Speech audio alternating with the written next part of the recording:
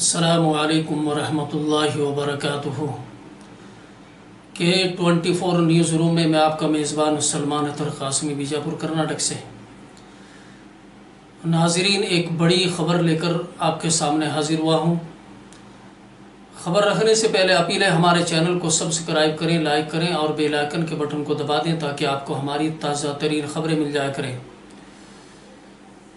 नाज़रीन, इस वक्त की ख़बर जो मैं आपके सामने हमारे चैनल के ज़रिए से आपके पास रख रहा हूँ, वो ख़बर रखने से पहले आपसे ज़रूरी इल्तिजा है कि इस ख़बर के साथ आपसे मैं दुआओं की दरख्वास्त करता हूँ कि जिनके लिए मैं ख़बर रख रहा हूँ उनके लिए आप रात और दिन दुआ कीजिए।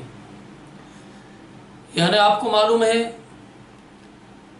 बैतुल मुक़द्दस, हमने गुज़िश्ता रिपोर्ट में भी आपको बताया था कि बैतुल मुक़द्दस वो मकाम है जहाँ पर नबी करीम सल्लल्लाहु अलैहि वसल्लम को इमामुल अंबिया होने का शर्फ हासिल हुआ था और ये क़िबला अव्वल है पूरे आलम इस्लाम के लिए।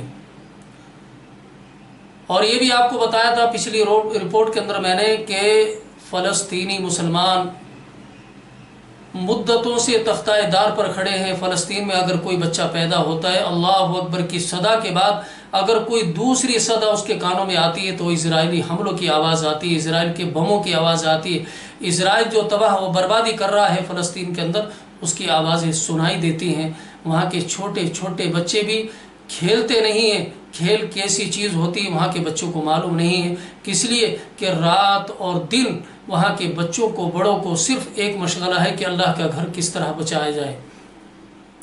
इस मौके पर आप भी दुआ कीजिए कि अल्लाह पाक पूरे आलम इस्लाम को फ़लस्तीनियों के लिए खड़ा कर दे, फ़लस्तीनियों के लिए दुआ की तौफीक अता फरमाए।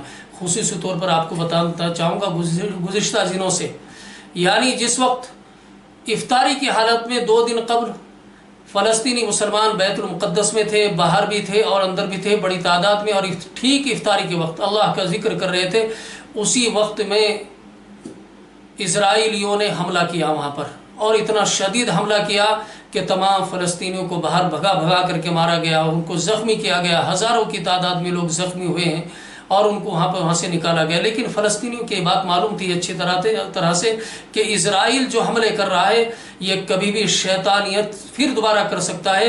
लेकिन आप कुर्बान जाइए फ़लस्तीनी मुसलमानों के कि वहाँ से हिले नहीं, बल्कि और वहाँ पर जमा होने शुरू हो गए बैतुल मुक़द्दस की हिफाजत के लिए, और वहीं पर रहे हैं हत्ता के झड़पें मुसलसल इज़राइली फ़ौज और हमास के दरमियान।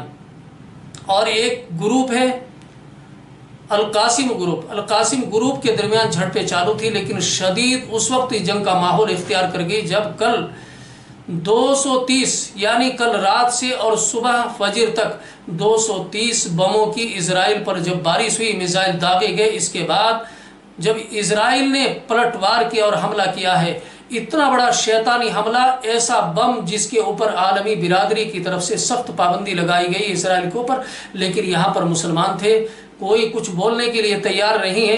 इजराइल ने एक केमिकल बमों से हमला किया है फ़लस्तीन के अंदर, फ़लस्तीनियों के ऊपर, और एक ऐसी बहुत बड़ी बिल्डिंग के ऊपर हमला किया गया जहां पर न्यूज़ एजेंसियां रहा करती थी और बहुत बड़ी पब्लिक, बहुत बड़ा वहां पर ग्रुप रहता था।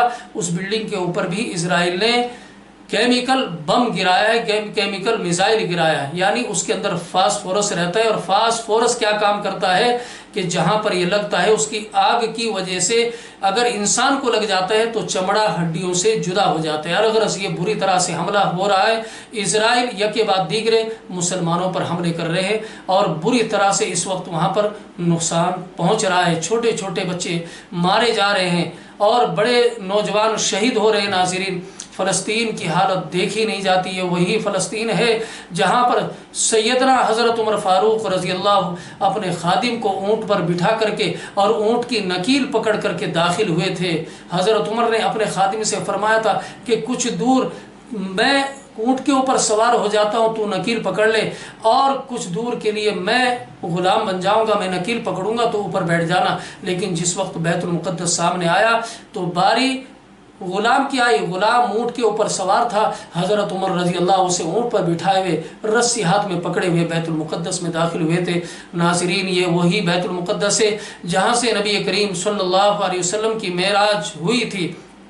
ज़रूरी है रमज़ान का आखिरी अशरा اور آخری اشرا بھی بالکل ختم ہے، روزہ بالکل قریب یعنی عید قریب ہے۔ ناظرین میں آپ سے دعا کروں گا، اس وقت فلسطین کے بچوں کی آہ و بکا، بلکتی ہوئی آوازیں، ہم خوشی کر سکتے ہیں عید کی، ہم اچھی افطاری کھاتے ہیں، اچھی سحر کھا رہے ہیں، ان معصوم بچیوں کی حالت دیکھیں جن کے سامنے صرف بموں کی بوچھار ہے، گولیوں کی بوچھار ہے، نہ ان کے کھانے کا پتہ ہے، نہ سحر کا پتہ ہے، نہ افطار کا پتہ ہے، رات اور دن ایک آہینی دیوار کی طرح وہ اللہ کے گھر کو بچانے کے لیے اسرائیلی فوجیوں کے سامنے کھڑے ہیں، اور یہ بے حیا منحوس فوجی ان بچوں کے اوپر حملہ کر رہے ہیں، ان عورتوں کے اوپر حملہ کر رہے ہیں، بڑی بے رحمی اور بے دردی سے ان کو قتل کیا جا رہا ہے۔ ناظرین میری آپ سے اپیل ہے کہ اپنی نمازوں میں افطار کے وقت میں خصوصاً فلسطین کے لیے دعا کیجیے، اللہ پاک بیت المقدس کو صہیونی طاقتوں سے آزاد کرا دے اور فلسطینی مسلمانوں کی اللہ حفاظت فرمائے۔ ہم آپ کو دکھائیں گے وہاں کی ویڈیوز، وہاں کی اس وقت کی حالت ہے، آپ آخر میں ضرور دیکھیں گے کہ اس وقت وہاں کے حالات کیسے چل رہے ہیں۔ ناظرین اسی کے ساتھ میں ایک چھوٹی سی اور بات کہتا چلوں، یہ بالکل ایک روزہ باقی رہ گیا رمضان المبارک کا، ایک روزہ باقی رہ گیا، مختصر کہہ کے آپ کو سمجھا رہا ہوں کیونکہ وقت اتنا نہیں ہے۔ ایک روزہ باقی رہ گیا اور صدقۃ الفطر یعنی جو صدقہ فطر دیا جاتا ہے جس کی مقدار علماء اکرام نے بالکل ایک مقید کی ہے۔ کون سی مقید ہے؟ کہ 2.25 کلو گندم، یعنی 2.25 کلو گندم کی بمقدار یا تو گندم دے دو اللہ کے راستے میں، ایک صدقہ ادا ہو جائے گا۔ جو بھی آپ کے گھر میں بچہ ہے بڑا ہے سب کی طرف سے ایک صدقہ فطر نماز عید الفطر سے پہلے دینا واجب ضروری ہے۔ لیکن ایک بات اور سنی جا رہی کانوں میں کہ کچھ علماء نے یا کچھ لوگوں نے یہ بھی ایجاد کیا کہ 75 روپے یعنی 75 روپے صدقے کے دو، 2.25 کلو گندم کا ہے، باقی آپ کی حیثیت ہے، آپ 200 روپے بھی دے سکتے ہیں، 100 روپے بھی دے سکتے ہیں، الگ الگ، یہ صدقہ فطر ہے۔ لیکن زکوٰۃ اور صدقہ فطر کے لیے آپ کو میں ایک چیز بتانا چاہوں گا، کس لیے کہ کچھ جگہ سے میرے پاس فون بھی آ رہے ہیں اور لوگ بتا بھی رہے ہیں اس چیز کو۔ میں یہ چاہتا ہوں کہ آپ جب کوئی پیسہ اپنا خرچ کر رہے ہیں ضروری ہے آپ تھوڑی سی تکلیف اٹھائیں، اور جہاں پر صحیح اس کا مصرف ہو آپ محتاج تک اپنے ہاتھوں سے پہنچائیں۔ آپ کو معلوم ہے 2 سال سے مدارس اسلامیہ جہاں پر کوئی فیس نہیں ہے، کچھ نہیں ہے، بالکل ان کے لیے 5 پیسہ کوئی چندہ نہیں ہے، ضروری ہے آپ ان مدرسوں کی طرف توجہ کریں۔ اب آپ کہیں گے کہ اس وقت بیماری کا معاملہ ہے ہم لوگوں کی مدد کریں گے، بالکل کیجئے گا اور کرنی چاہیے، لیکن کچھ لوگ آپ کے گھر پر آئیں گے اور آپ کو آ کر کہیں گے کہ جناب آپ اپنے سارے صدقے ہمیں دے دو اور ہم آگے جہاں پر صحیح مصرف ہے وہاں پر خرچ کریں گے۔ میں اس چیز سے آپ کو آگاہ کرنا چاہتا ہوں، آپ خود اپنے ہاتھوں سے ہی کسی غریب کو دو۔ آپ کسی محتاج کو اگر خرچ کرتے ہو پیسہ ڈائریکٹ جا کر کے دو، کس لیے میں آگے کہنا نہیں چاہوں گا کہ کس طرح لوگ اس پیسے کا استعمال کر رہے ہیں، وہ بتانے کے قابل نہیں ہے۔ آپ جو بھی اپنا صدقہ فطر یا زکوٰۃ نکالتے ہیں صحیح مصرف جہاں پر آپ دیکھیں، محتاج دیکھیں، یتیم دیکھیں، غریب دیکھیں اور ایسا بیمار دیکھیں جس کا کوئی بھی نہیں ہے، آپ لے جا کر کے اسے وہ پیسہ دے سکتے ہیں۔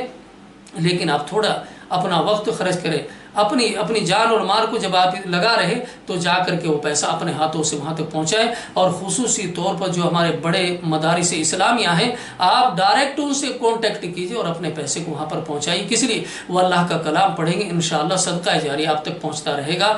آپ کا پیسہ غلط ہاتھوں میں جا کر کے، غلط جگہ پہ جا کر کے لوگ غلط جگہ پر اس کا استعمال نہ کریں۔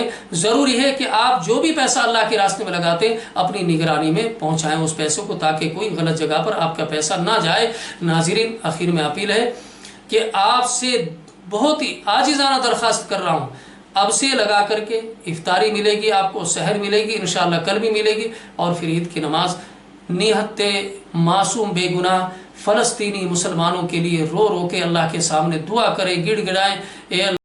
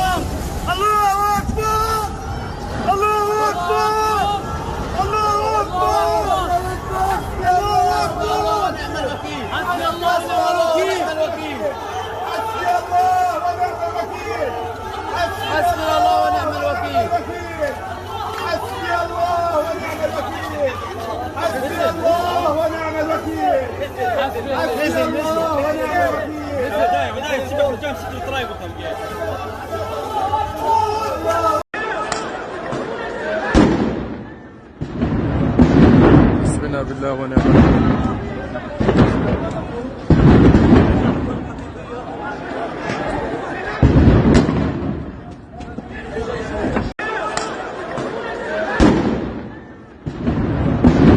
حسبنا بالله ونعم الوكيل.